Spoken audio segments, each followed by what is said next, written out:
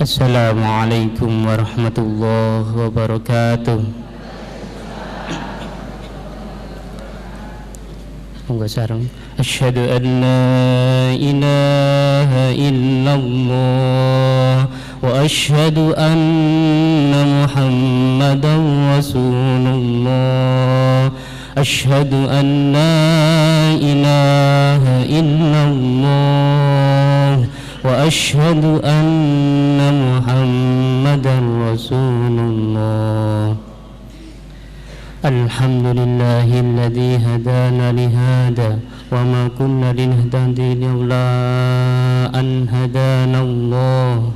Wassalatu wassalamu ala sayyidina Muhammadin nuril hidayah wa ala alihi wa sahbihi nujumir rasad. Amma ba'd. Qala fi hadis Rasulillah idza marartu bi riyadil jannah farta'u wa ma riyadul jannah ya Rasulullah majalisul ilm. Qala fi Rasul qala rabbi israh li sadri wa yassir li amri wahlul 'uqdatam min lisani yafqahu qawli. Amma ba'd. Hadratul kiram, hadirin wal hadirat, jamaah IKADI di Masjid Baitur Rahmah dan Mitra Andika, asabakumullah. Pertama-tama marilah kita panjatkan puji syukur kehadirat Allah Subhanahu wa ta'ala dengan ucapan alhamdulillahi rabbil alamin. Yang kedua, salawat serta salam mudah-mudahan tetap tercurahkan kepada junjungan kita Nabi Muhammad sallallahu alaihi wasallam dengan bacaan salawat Allahumma salli ala Muhammad wa ala ali sayyidina Muhammad. Pada kesempatan pagi hari ini marilah kita pengajian Ahad umum, pengajian umum IKADI kita buka dengan bacaan basmalah bersama-sama. Bismillahirrahmanirrahim. Untuk menambah keberkahan pada pengajian pagi hari ini, kita dengarkan tausiah Rabbani yang akan disampaikan oleh Ustadz Sobaruddin Abdullah. Kepada Ustadz dipersilakan. Assalamualaikum warahmatullahi wabarakatuh.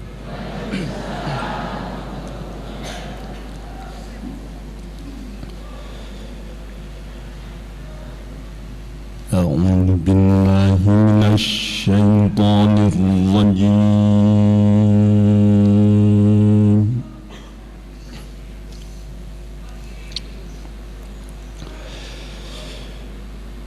بسم الله الرحمن الرحيم.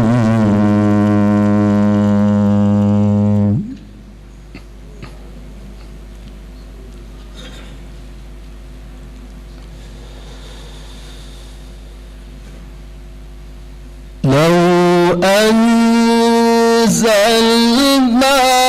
هذا القرآن على جبل لرأيته خاشعا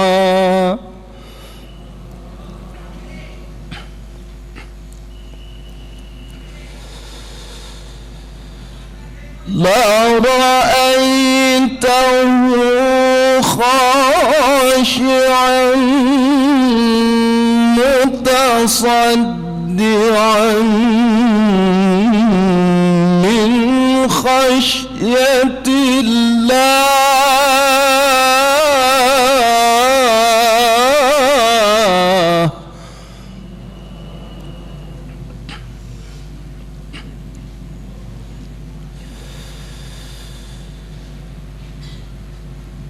وتلك الأمثال نضربها للناس لعلهم يتفكرون. تذكرون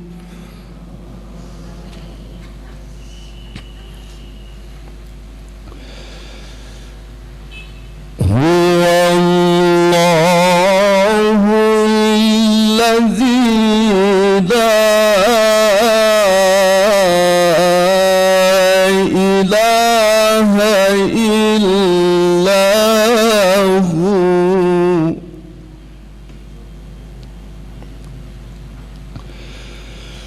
عالم الغيب والشهادة هو الرحمن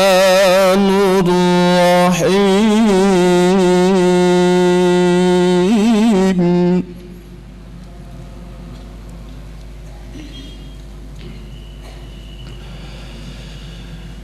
هو الله الذي لا إله إلا هو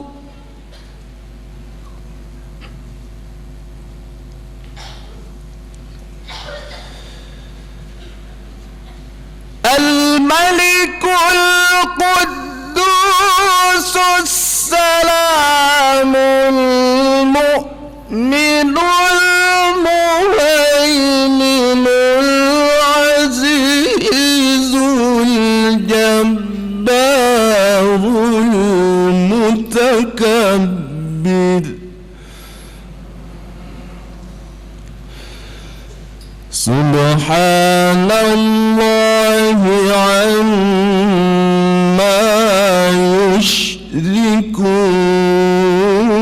يشركون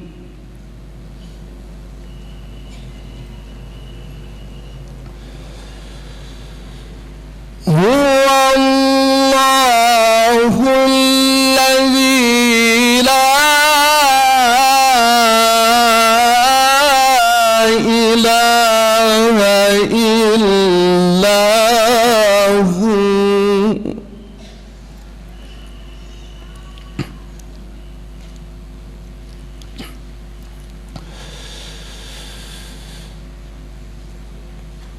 الملك القدوس السلام المؤمن المهيمن العزيز الجبار المتكبر سبحان الله عما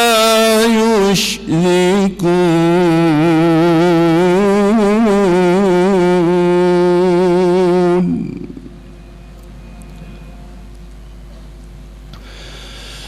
هو الله الخالق البارئ المصور له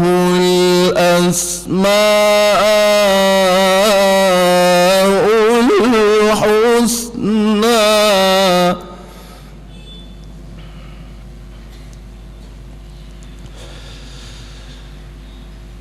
يسبح له ما في السماوات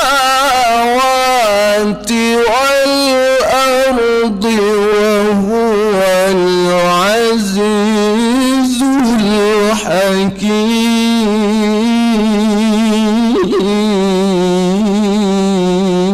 الحكيم صدق الله العظيم الفاتحة من الشيطان الرجيم بسم الله الرحمن الرحيم الحمد لله رب العالمين الرحمن الرحيم مالك يوم الدين إياك نعبد وإياك نستعين اهدنا الصراط المستقيم صراط الذين أنعمت عليهم غير المغضوب عليهم ولا الضالين السلام عليكم ورحمة الله وبركاته Sadaqallahul azim wa sadaqa rasuluhun nabiyul karim wa nahnu ala dhalika minasyahidin wasyakirin walhamdulillahi rabbil alamin. Disampaikan terima kasih.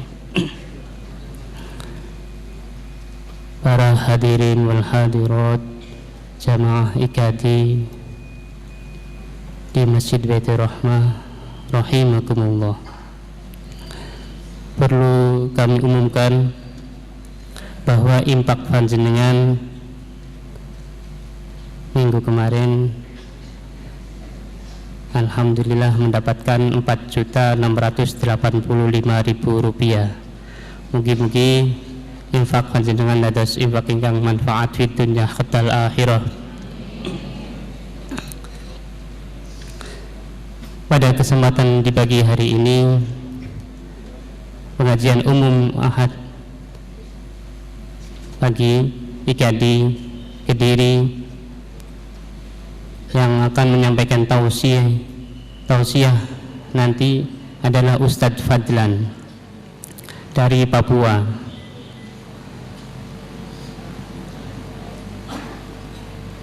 Kepada Ustadz Fadlan dihaturkan dengan segala hormat. A'udzu billahi minasyaitonir rajim. Bismillahirrahmanirrahim.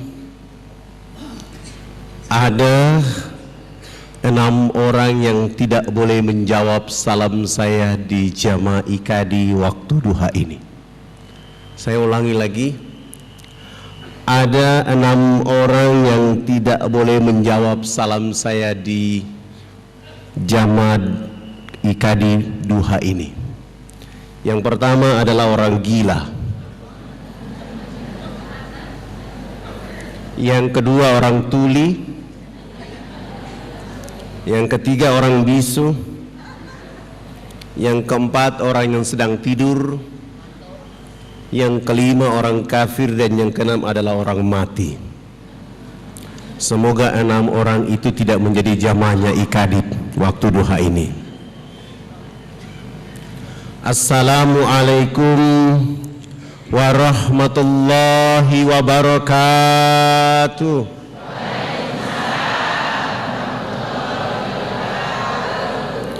Innal hamdalillah nahmaduhu wa nasta'inuhu wa nastaghfiruh wa na'udzu billahi min sururi anfusina wa min sayyiati a'malina.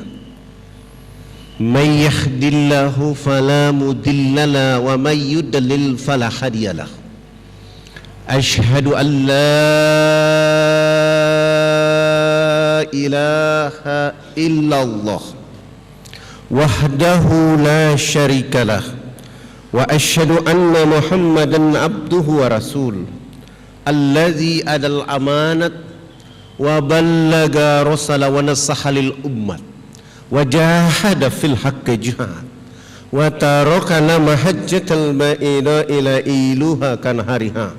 Allahumma salli wa sallim wa barik ala Muhammad wa ala alihi wa ashabi ajmain.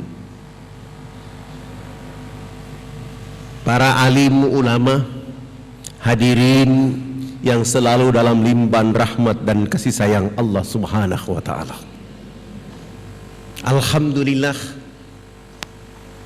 rasa syukur selalu hadir bersama jiwa raga kita untuk memuji Allah Tabaraka wa Ta'ala atas segala limpahan rahmat dan kasih sayang, sehingga kita mampu menggerakkan jiwa raga kita untuk duduk di majelis ini. Semoga duduknya kita di majelis ini seperti kita sedang duduk di dipan-dipan surganya Allah Subhanahu wa Ta'ala. Rasulullah Muhammad sallallahu alaihi wasallam menyampaikan pengumuman untuk penduduk akhir zaman, sebagaimana disampaikan dan diumumkan oleh Ibnu Mas'ud. Apabila di sebuah komunitas, sebuah kampung, sebuah negeri, mereka diundang untuk menghadiri sebuah majelis taklim, sebuah kajian Islam. Ketika undangan itu tiba di rumah mereka, mereka membaca undangan itu dalam keadaan happy, senang dan bahagia. Dan ketika jadwal itu pengajian, mereka berlapang-lapang mengayun langkah kaki kanannya memenuhi undangan itu. Menurut Rasulullah SAW, ayunan langkah kaki kanannya diangkat derajat oleh Allah Subhanahu wa Ta'ala. Tidak saja langkah kaki kanan di saat yang bersamaan, mereka juga berlapang-lapang mengayun langkah kaki kirinya memenuhi undangan itu. Ayunan langkah kaki kirinya mampu menggugurkan dosa-dosa bergantungan pada jiwa dan raga mereka. Setelah mereka tiba di majelis itu, mereka tidak duduk berkesendirian, melainkan mereka ditemani dengan 70.000 malaikat. Tidak saja ditemani dengan 70.000 malaikat, melainkan 70.000 malaikat sibuk di dalam majelis itu menyebut-nyebut nama mereka yang hadir ke hadapan Allah Subhanahu wa taala. Maka alhamdulillahi rabbil alamin, pujian hanya kepada Allah, sanjungan hanya kepada Allah, membesarkan nama Allah dan merendahkan serta menghinakan diri kita, karena kitalah hamba yang bergantung kepada Allah semata. Salam teriring salawat kepada Rasul Muhammad sallallahu alaihi wasallam. Dengan perjuangan dakwanya sehingga hari ini kita semua dalam keadaan Islam. Walau kita tidak menatap wajah Rasulullah, tidak mendengar kata-kata langsung dari Rasulullah Muhammad sallallahu alaihi wasallam, tidak duduk dengan Rasulullah Muhammad sallallahu alaihi wasallam, tetapi warisannya Rasulullah sallallahu alaihi wasallam membuat kita mampu berbondong-bondong, berduyung-duyung, berduduk, bersilaturahmi, bertahan di majelis-majelisnya Allah Subhanahu wa taala. Semoga ini terus hadir pada jiwa dan raga kita di setiap waktu, dengan harapan ridha dan rahmat Allah menyertai perjalanan hidup kita, dan kelak nanti bersama rahmat Allah dan safahnya Rasulullah Muhammad SAW. Jamaah yang dirahmati oleh Allah Subhanahu wa taala, alhamdulillah hari ini saya hadir kembali di tempat ini karena waktu yang lalu saya tiba terlambat sehingga para jamaah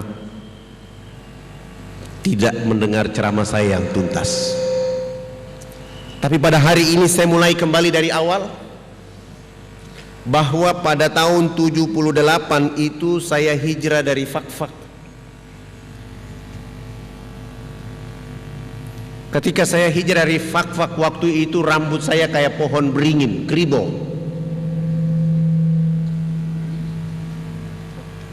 Pasang kembali. Waktu saya tiba di pelabuhan Makassar, saya bertemu orang Bugis Makassar. Waktu itu saya menyapa mereka dengan kata-kata Assalamualaikum warahmatullahi wabarakatuh. Saya berasal dari Fakfak di sini. Ketika saya menyapa orang di pelabuhan Bugis Makassar, waktu itu tidak ada satupun yang mau membalas salam saya. Bahkan ada sebagian orang Bugis Makassar ketika melihat rambut saya, mereka bilang, orang Islam macam apa rambutnya kayak begini. Ketika saya sholat subuh, di saat saya wudhu sampai sholat sunat, saya diawasi oleh pengurus masjid. Jangan-jangan ini misionaris yang berpura-pura masuk di masjid kita. Masuk duhur pun saya diawasi, dan itu berulang-ulang beberapa hari. Tetapi ketika saya mengikuti mata kuliah agama Islam di Fakultas Ekonomi, sebuah perguruan terkemuka, begitu saya masuk kuliah di ruangan itu semua orang gagah, ganteng, cantik. Saya yang mengotori ruangan mata kuliah agama Islam waktu itu. Ketua jurusan berdiri dan menyampaikan kepada dosen mata kuliah agama Islam agar saya segera diusir. Tiba-tiba dosen mata kuliah agama Islam masuk di ruangan mata kuliah agama Islam dan menyampaikan pengumuman, yang merasa bukan Islam silakan keluar karena hari ini mata kuliah agama Islam. Saya tidak mungkin keluar.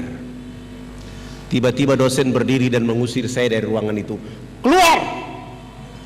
Saya, ya kamu keluar. Saya baru sadar itu adalah saya. Saya tidak keluar, tetapi saya maju ke depan kelas dan saya bilang sama dosen dan teman-teman mahasiswa waktu itu, sebelum saya tinggalkan ruangan mata kuliah agama Islam, saya mengajukan 3 pertanyaan dan saya minta tolong Pak dosen dan teman-teman mahasiswa menjawabnya. Yang pertama, apakah agama Islam itu hanya untuk orang Arab dan orang Bugis Makassar saja, ataukah agama Islam itu rahmat untuk seluruh alam semesta? Pertanyaan kedua, siapakah sahabat Nabi rambutnya keriting, badannya hitam keling, suaranya merdu? Yang ketiga, saya minta tolong kepada dosen, tolong bawa Al-Quran keliling kami dalam ruangan ini. Saya ingin mendengar dan melihat secara langsung saudara saya yang cantik dan ganteng membaca Al-Quran. Sesudah itu baru saya keluar. Dosen tidak menjawab pertanyaan pertama dan kedua, tapi langsung membawa Al-Quran mengelilingi kami dalam ruangan itu. Begitu Al-Quran di depan muka saya minta Al-Quran, dosen tidak mau memberikan saya Al-Quran. Beliau lewat saja. Saya bersabar sampai urutan mahasiswa 45, 46, dan saya merampas Al-Quran dari tangan dosen dengan urutan 47. Subhanallah, begitu saya buka Al-Quran secara acak-acakan, surat yang diperlihatkan oleh Allah kepada saya di ruangan itu adalah surat Al-Hasyr yang artinya pengusiran.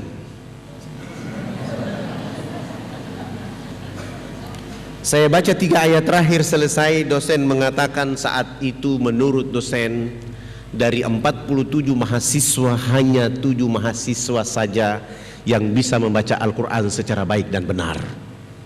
Dari 7 mahasiswa itu salah satunya adalah pemilik rambut kayak pohon beringin. Akhirnya saya memberanikan diri maju ke depan kelas. Saya bilang sama dosen, bagaimana kalau sisa jam mata kuliah agama Islam saya akan ceramah buat teman-teman saya. Alhamdulillah saya dikasih kesempatan dan saya ceramah. Saya bilang sama teman-teman saya, Al-Quranul Karim huda linnasi wa bayyinati minal huda wal furqan. Al-Quran itu adalah literatur yang sempurna dari Allah Tabaraka wa Ta'ala, yang sengaja dijadikan mukjizat kepada Rasulullah Muhammad sallallahu alaihi wasallam dengan tujuannya untuk mencerdaskan dan mencerahkan penduduk bumi, agar penduduk bumi itu mampu membedakan mana yang haram, mana yang halal, mana yang hak, mana yang batil. Hari ini mahasiswa Fakultas Ekonomi jurusan Studi Pembangunan hanya 7 mahasiswa saja yang bisa membaca Al-Quran. Saya tidak yakin kita akan bangun bangsa Indonesia menuju thayyibatun warabun ghafur. Oleh karena setiap hari di ruangan mata kuliah agama Islam kita bicara kalkulus, logaritma, matematika, sementara huda linnas Al-Quranul Karim tidak ada pada otak kiri dan otak kanan kita. Nanti setelah kita menjadi sarjana, kita buat rakyat Indonesia akan menangis dan menderita.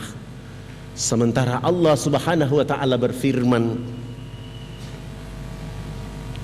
bukan orang Arab yang paling hebat, bukan orang Bugis Makassar yang paling hebat, tapi yang paling hebat di hadapan Allah adalah mereka yang memiliki bendera Inna akramakum indallahi atqakum. Bagaimana mungkin kita bisa mencapai inna akramakum indallahi atqakum sementara Al-Quranul Karim tidak dapat dibaca oleh orang-orang intelektual dalam kehidupan? Saya ceramah kurang lebih 1,5 jam mata kuliah agama Islam selesai. Dosen mengatakan, Alhamdulillah hari ini mata kuliah agama Islam sudah diajarkan dosen dari Irian. Mahasiswa tidak salah, dosen tidak salah, karena opini sudah terlanjur berkembang di seluruh tanah air Indonesia bahkan dunia. Kalau cerita pulau ini semua orang tahu bahwa ini pulau koteka perang suku dan bukan Islam. Padahal dari catatan sejarah agama-agama yang ada di Irian, agama yang tertua adalah agama Islam. Tertua dan pertama, yaitu pada tanggal 17 Juli 1214 Masehi, Iskandar Shah dari Samudra Pasai melakukan perjalanan dakwah bersama para saudagar. Mereka tiba di pulau tadi, bertemu dengan kepala suku yang bernama Kris-Kris.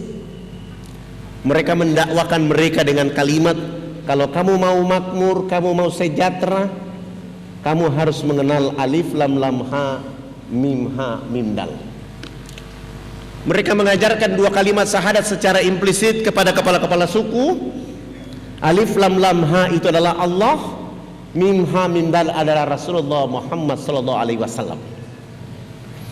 Sementara agama Kristen baru masuk ke Irian pada tanggal 5 Februari 1855.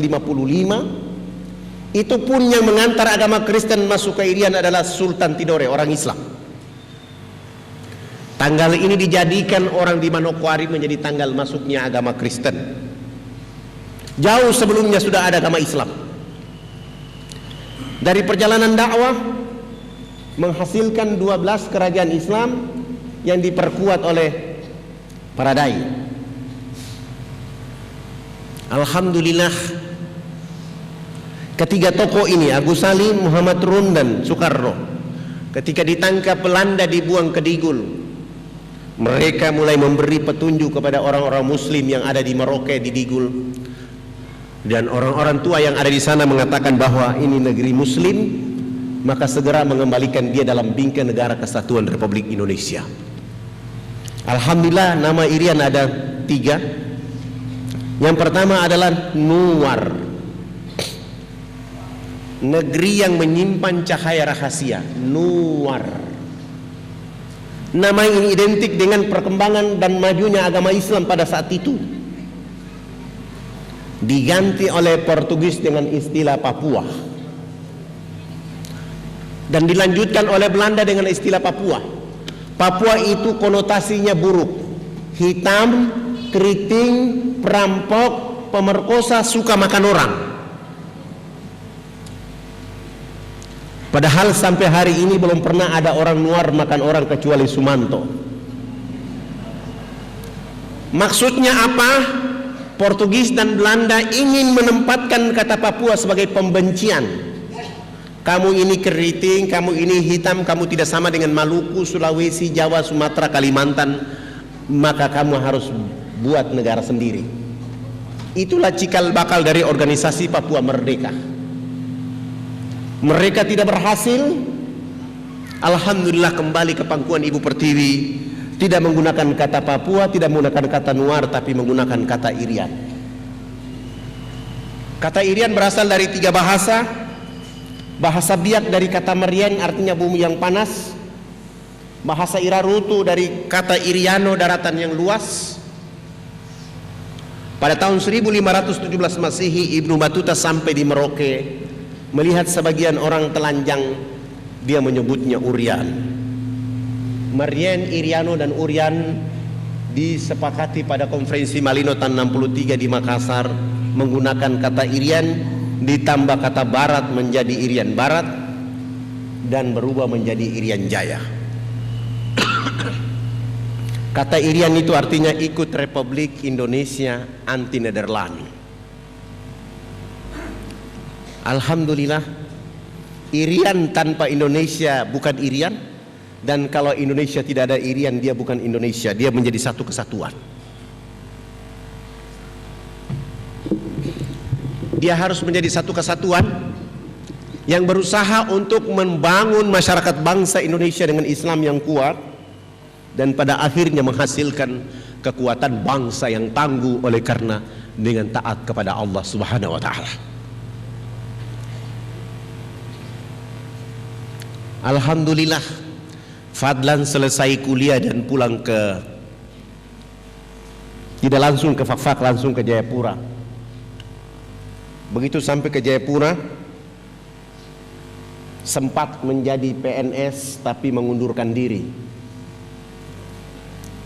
karena dipaksa melakukan sesuatu yang keliru, dan akhirnya saya mengambil keputusan menjadi seorang dai sampai hari ini. Sehingga teman-teman saya mengatakan Fadlan ini sarjana ekonomi yang sesat, karena tidak dipakai untuk membuat ekonomi di Indonesia, justru dipakai untuk berdakwah. Alhamdulillah, dialog saya yang pertama, dakwah yang pertama adalah berdialog dengan seorang pendeta di Jayapura, waktu itu namanya Pendeta Alphonse. Beliau ini berusaha mengusir saya dari Jayapura karena tiap hari saya bicara Islam bagi perkembangan pembangunan dan masyarakat yang ada di Jayapura. Dialog saya pertama setelah sholat duha, saya datang ke rumah beliau. Begitu saya jalan kaki datang ke rumah beliau, beliau sedang lari pagi di halaman rumahnya. Saya percepat langkah untuk bertemu beliau. Ternyata beliau melihat saya terlebih dahulu dan beliau lari masuk di dalam rumah. Pintunya dikasih rapat dan saya langsung mengetuk pintu rumahnya di waktu itu. Selamat pagi. Istrinya mengatakan kepada saya, pagi, ada apa? Ibu, saya mau ketemu Pendeta Alphonse. Istrinya mengatakan, mohon maaf beliau tidak ada di rumah. Dalam hati saya, baru yang tadi lari masuk itu siapa? Saya pulang besok pagi, saya datang lagi, selamat pagi. Anak tertuanya mengatakan, pagi, ada apa? Saya mau ketemu Pendeta Alphonse. Anak tertuanya mengatakan, mohon maaf beliau tidak ada di rumah.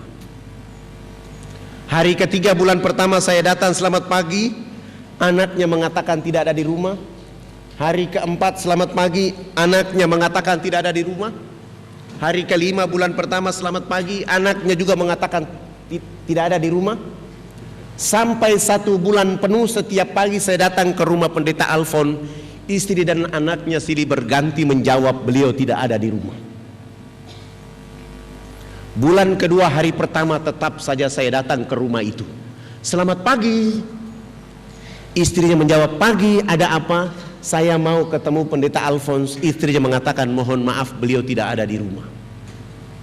Hari kedua bulan kedua saya datang, selamat pagi. Anaknya mengatakan tidak ada di rumah. Hari ketiga bulan kedua, selamat pagi. Anaknya mengatakan tidak ada di rumah. Hari ketiga, selamat pagi. Istrinya mengatakan tidak ada di rumah. Hari keempat, kelima, keenam, istri dan anaknya mengatakan tidak ada di rumah. Sampai hari ke-15, begitu saya belum tiba di rumah mereka, istri dan anak pendeta sudah menunggu saya di depan rumah mereka. Begitu saya bilang selamat pagi, mereka mengancam saya di sana. Bapak ini tidak bosan tiap pagi datang ke rumah kami. Kami sudah bilang beliau tidak ada di rumah, Bapak masih saja datang ke rumah kami. Besok hari ke-16 tetap saja saya datang ke rumah itu. Selamat pagi. Istrinya keluar dari dalam rumah dengan muka yang bengkak melihat wajah saya, mengatakan tidak ada di rumah. Hari ke-17 bulan kedua sampai 2 bulan penuh kita tidak ketemu dengan Pendeta Alphonse kecuali jawaban istri dan anaknya tidak ada di rumah. Hari ketiga bulan pertama saya datang, selamat pagi. Istrinya mengatakan tidak ada di rumah. Hari kedua bulan kedua bulan ketiga saya datang, anaknya mengatakan tidak ada di rumah. Begitu hari ketiga bulan ketiga saya datang, selamat pagi. Anak tertuanya langsung mengatakan kepada saya, mohon maaf Pak Fadlan, tadi malam Bapak jatuh sakit sehingga kami bawa ke rumah sakit. Saya langsung memuji Allah dengan kata-kata Alhamdulillahirabbil alamin. Saya tidak langsung pulang ke rumah, saya langsung menuju rumah sakit. Alhamdulillah tiba di rumah sakit, saya tanya di bagian informasi, benar beliau masuk rumah sakit tadi malam dan nomor kamarnya 48. Saya tidak langsung ke kamar itu, saya keluar ke halaman rumah sakit, ada penjual buah-buahan, saya bungkus menjadi parsel buah-buahan untuk menuju kamar itu. Setelah bungkusan parsel sudah rapi dan saya menuju nomor kamar 48, saya ketuk kamar itu. Selamat pagi. Istrinya menjawab dari dalam, pagi, silakan masuk. Saya tidak langsung masuk, tapi saya angkat wajah, saya angkat parsel, saya tutup wajah saya dan berjalan menuju kamar itu. Begitu saya mendekati istrinya dan saya bilang, saya turunkan parsel dan saya bilang, selamat pagi Bunda, apa kabar? Saya dapat kabar bahwa Bapak Pendeta jatuh sakit sehingga saya bawa parsel ini. Dia tidak mungkin berbohong karena saya sudah di kamar. Begitu saya dialog dengan istrinya, beliau dari tempat tidur langsung menyapa saya.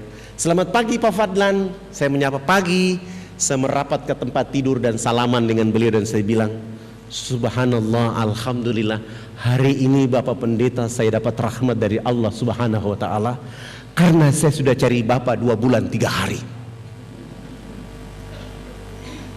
Sebenarnya Bapak ini tidak sakit, tapi selama 2 bulan 3 hari Bapak ini menjadi pembohong, sehingga Allah kasih sakit supaya saya ketemu di sini.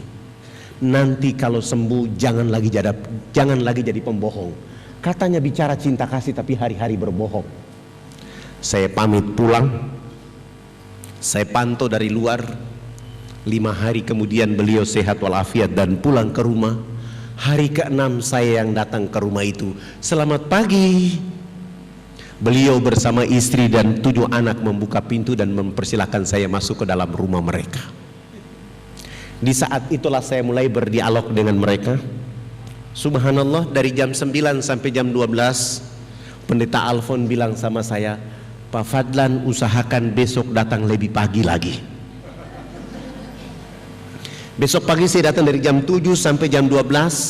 Saya lanjutkan sholat duhur dan saya dakwah sampai jam 5 sore. Pekerjaan itu saya lakukan 5 hari berturut-turut ke depan. Subhanallah, menjelang hari kelima di waktu asar, beliau dan istri dan 7 anak menyatakan sikap hijrah, mengucapkan 2 kalimat syahadat. Begitu beliau masuk Islam, saya mulai mengganti namanya Alfon dengan nama Abu Sofyan. Saya ada sedikit tabungan, saya sewa rumah yang lebih besar dan saya pindahkan mereka untuk menuntun, agar memudahkan saya untuk menuntun mereka baca Quran dan sholat 5 waktu. Alhamdulillah, Abu Sofyan sudah sholat Jumat di masjid, anak-anaknya sudah mulai sholat Jumat di masjid. Tapi pada saat hari Minggu pagi, orang masih menunggu dia di gereja dari jam 6 pagi sampai jam 11 siang. Tidak mungkinlah karena sudah jadi Abu Sofyan. Ributlah Jayapura, akhirnya Fadlan ditahan tanpa proses BAP untuk masuk penjara selama 3 bulan. Alhamdulillah, saya menikmati 3 bulan selesai, saya keluar. Saya instruksikan kepada Paradise supaya kami menuju ke kampung ini.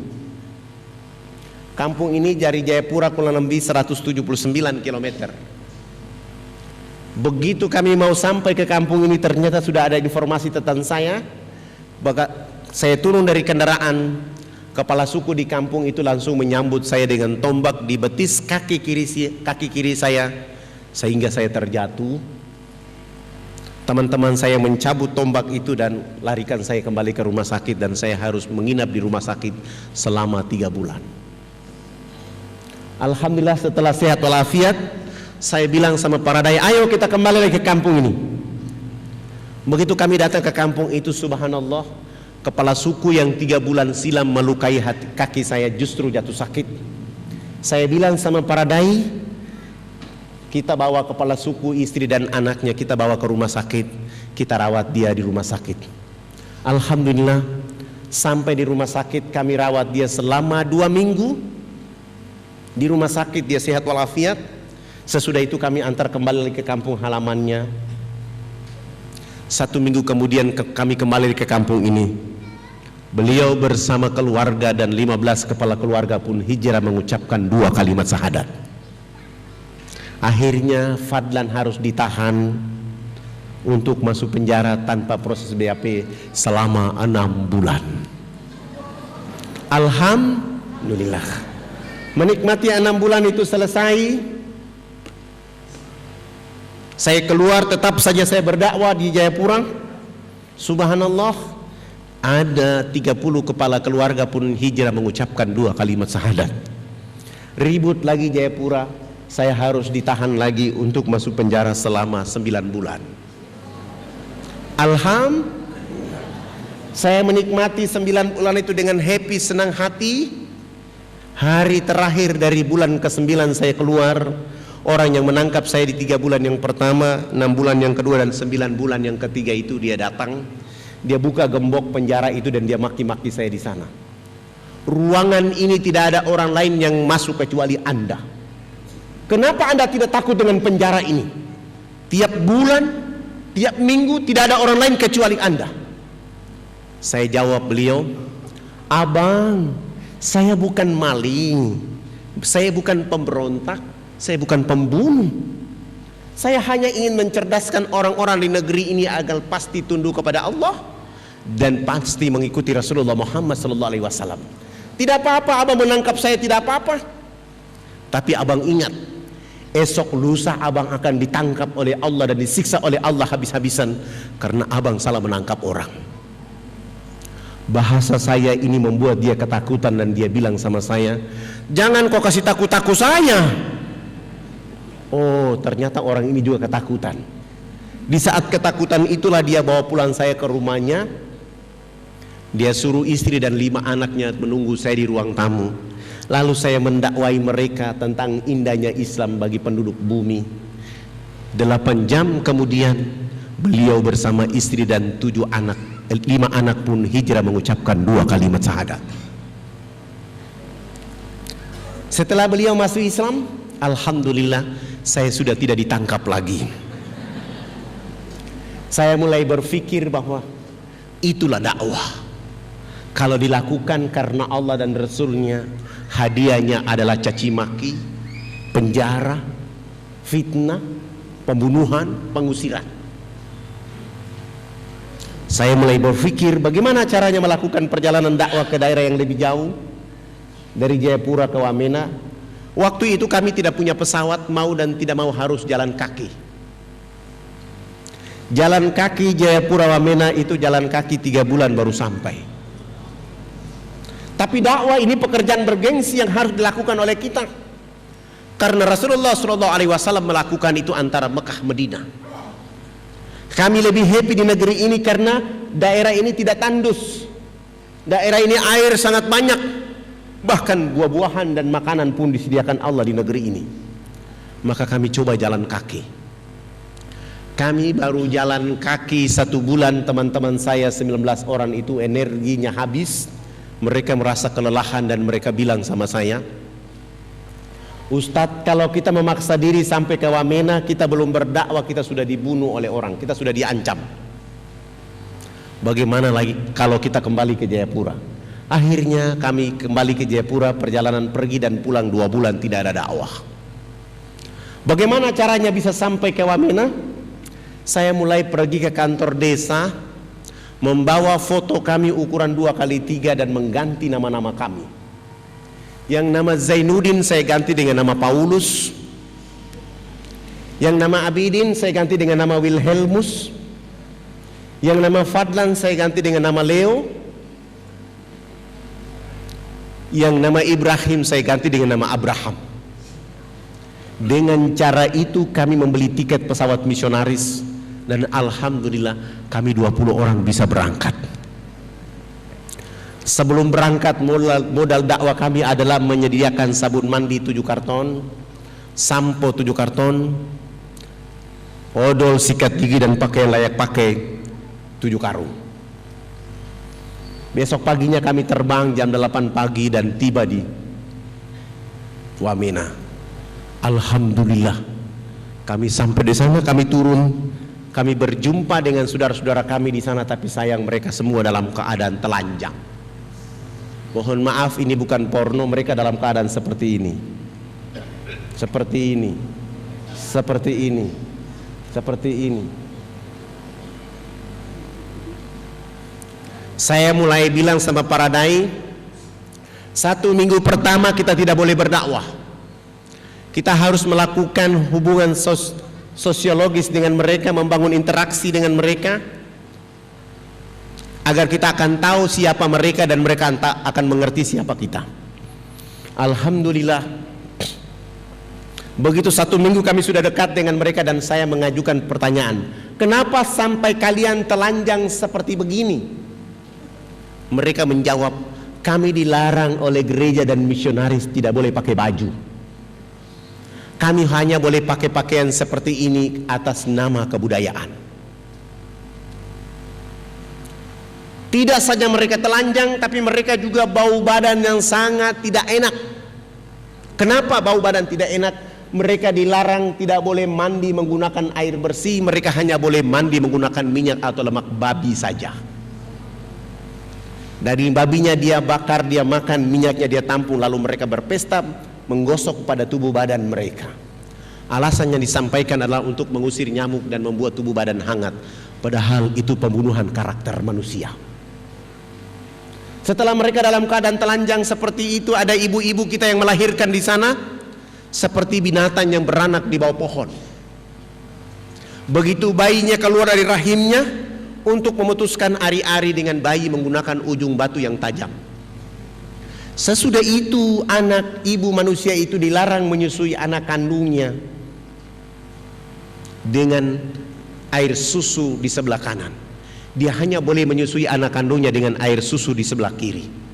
Sementara air susu di sebelah kanan dipersembahkan untuk anak babi, sementara air susu di sebelah kiri untuk anak kandungnya. Ini babi, ini anak kandungnya.